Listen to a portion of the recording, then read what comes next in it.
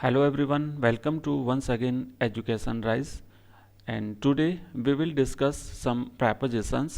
हमारा जो पिछला वीडियो था उसको हम यहाँ पर कंटिन्यू करते हुए prepositions लेंगे और इसमें भी हम आज फिक्स्ड preposition करेंगे जैसा कि हमने पिछले वीडियो में किया था। वहाँ पर हम देख चुके हैं कि preposition क्या होता है, उसके बाद हमने कुछ वहाँ पर एग्जाम्पल्स लिए थे, उसी को यहाँ पर कंटिन्यू करते हैं। तो आइए करते हैं शुरू। ये रहा पहला preposition। तो यहाँ पर है एंग्री एट। मैंने पहले ही बताया आपको, यहाँ पर हम फिक्स्ड प्रेपोजिशन ले रहे हैं कि कुछ शब्दों के साथ में प्रेपोजिशन फिक्स रहते हैं। तो यहाँ पर एंग्री जो वर्ड आता है उसके साथ आता है एट, और ये एंग्री एट कब आता है? जब हम किसी बात से नाराज होते हैं, है ना, किसी व्यक्ति से नाराज होते हैं तो आता है एंग्री विथ। लेकिन अगर हम किसी बात से नाराज हैं तो हम उसका यूज करेंगे एंग्री एट का। परीक्षा में आपके साथ दोनों पूछे जा सकते हैं, एंग्री विथ भी आएगा, एंग्री एट भी आएगा। आपको सेंटेंस पढ़ करके ध्यान लगाना है कि किसी बात के बारे में कहा गया है या फिर किसी व्यक्ति के बारे में कहा गया है। तो अगर किसी व्यक्ति से नाराज होने की बात हो तब तो आएगा एंग्री विथ, और अगर किसी बात से नाराज होना वहां पर बताया गया है तो आएगा angry at. For example, she is angry at her husband's misbehaviour.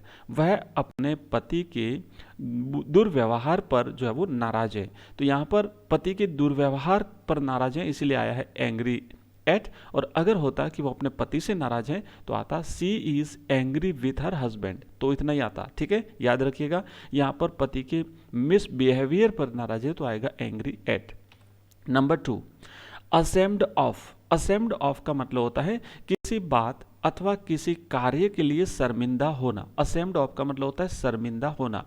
For example, Kailash is ashamed of his behaviour. Kailash अपने व्यवहार पर शर्मिंदा है। Okay, Kailash is ashamed of his behaviour. तो ध्यान रखिएगा यहाँ पर ऑफ लगेगा। असेम्ड के साथ ऑफ आता है जब किसी बात पर अथवा किसी कार्य पर शर्मिंदा होने की बात हो। तो यहाँ पर वो अपने कार्य पर शर्मिंदा है, अपने बिहेवियर पर शर्मिंदा है, सो आएगा असेम्ड ऑफ। ध्यान रखिएगा असेम्ड के साथ ऑफ लगाना है। मैं बार बार जोर दे करके कह रहा हूँ, परीक्षा में किसी भी प्रकार की गलती मत कर देना।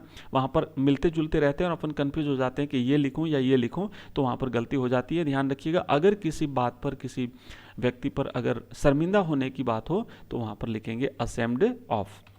नेक्स्ट है आस्क फॉर। आस्क फॉर का मतलब होता है कोई चीज मांगना, है ना, किसी से कोई मांगना, कुछ मांग लेना। तो यहाँ पर देखिए, Shyam asked for my help. Shyam ने मेरी मदद मांगी, तो यहाँ पर हेल्प मांगी है, तो यहाँ पर इसीलिए आएगा आस्क्ड फॉर। ओके, आस्क के साथ जब फॉर लगता है तो इसका मतलब होता है किसी चीज की मांग करना, कोई चीज मांग लेना। Okay, next, believe in. Believe in का मतलब होता है किसी पर भरोसा करना, किसी पर विश्वास करना। Okay, for example, he do not believe. यहाँ पर थोड़ा सा मिसप्रिंट है, यहाँ पर आएगा ही डज नॉट। ओके, यहाँ पर आएगा he does not believe in his wife. तो ये रहेगा कि वो उसे अपनी पत्नी पर भरोसा नहीं है। Okay, he does not believe in his wife. Do के स्थान पर आप डज पढ़िएगा। He does not believe in his wife, अपनी पत्नी पर उसे भरोसा नहीं है, तो यहाँ पर आएगा बिलीव इन। ओके, जब किसी व्यक्ति में विश्वास की बात हो तो वहां पर आएगा बिलीव इन। नेक्स्ट है बिवेयर ऑफ, सावधान रहना। बिवेयर ऑफ का मतलब होता है सावधान रहना। जैसे बिवेयर ऑफ थॉर्न्स, कुत्तों से सावधान। बिवेयर ऑफ थॉर्न्स, कांटों से सावधान, है ना। बिवेयर ऑफ डॉग्स, तो कुत्तों से सावधान। बिवेयर ऑफ, और यहाँ पर जब नाउन लगता है कि कोई भी चीज लगती है तो उससे सावधान रहने की बात हो तो आएगा बिवेयर ऑफ। बिवेयर के साथ ऑफ लगाते हैं, मतलब ये है किसी से सावधान रहना। परीक्षा में पूछा जाएगा बिवेयर फ्रॉम, है ना। जैसे मान लो बिवेयर फ्रॉम डॉग्स, अब यहाँ पर खाली जगह आएगी और यहाँ पर आपको भरना पड़ेगा ऑफ, फ्रॉम, विथ, इस तरीके से कुछ दे दिया। तो फिर अपन सोचेंगे कुत्तों से सावधान, तो फिर से का मतलब फ्रॉम होता है, तो हम यहाँ फ्रॉम करेंगे तो गलत हो जाएगा। बिवेयर ऑफ थॉर्न्स, रट लीजिए, याद कर लीजिए, फिक्स्ड प्रेपोजिशन, ये हमेशा इसी स्थिति में रहते हैं, चेंज नहीं होते, इनके साथ ये फिक्स है। बिवेयर के साथ ऑफ लगता है और इसका मतलब ये होता है सावधान रहना, ठीक है। तो नेक्स्ट हो जाएगा बिवेयर ऑफ थॉर्न्स, और अगर कुत्तों से सावधान तो लिखेंगे बिवेयर ऑफ डॉग्स। इस प्रकार की चीजें लिखी जाएगी। नेक्स्ट है केयर फॉर। केयर फॉर का मतलब होता है परवाह करना, है ना, किसी बात की परवाह करना, केयर फॉर। तो फॉर एग्जाम्पल यहाँ पर देखेंगे he does not care for his studies. वो अपनी पढ़ाई की चिंता नहीं करता है, वो अपनी पढ़ाई की परवाह नहीं करता है, तो आएगा care for. Okay, yes, and तो इस तरीके से आपको करना है। केयर फॉर का मतलब होगा किसी बात की परवाह करना। एंड नेक्स्ट है कंप्लेन टू। अब ध्यान रखिएगा, किसी व्यक्ति से शिकायत करनी है ना, किसी व्यक्ति से शिकायत करनी है, complain to.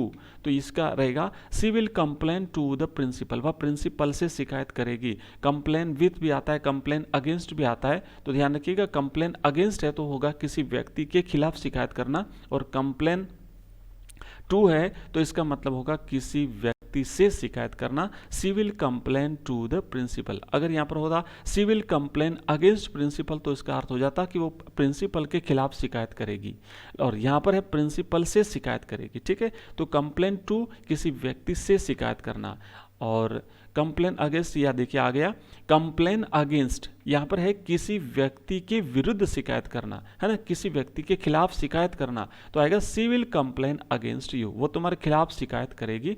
And she will complain against you to the principal, तो यहाँ पर आएगा वो तुम्हारे खिलाफ प्रिंसिपल से शिकायत करेगी। तो इस तरीके से रहेगा she will complain against you to principal.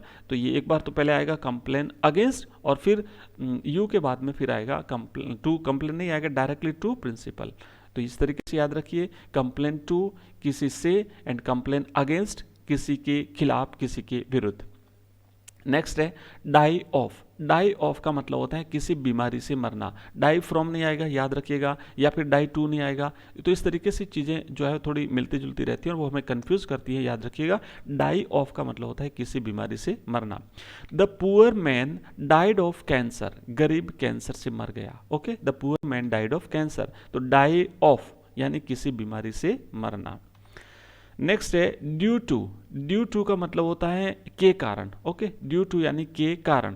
तो she did not come due to illness, वो बीमारी के कारण नहीं आ पाई। ओके, याद रखिएगा, ड्यू टू का मतलब होता है के कारण, ड्यू टू के कारण।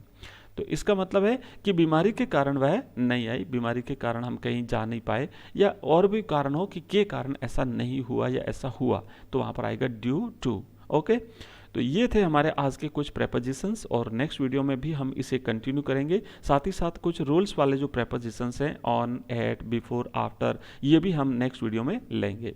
तो अगर वीडियो पसंद आया हो तो चैनल को सब्सक्राइब अवश्य करिए, और अपने मित्रों के साथ भी इसे शेयर करिए। Thank you for watching this video. आप सभी का बहुत बहुत धन्यवाद।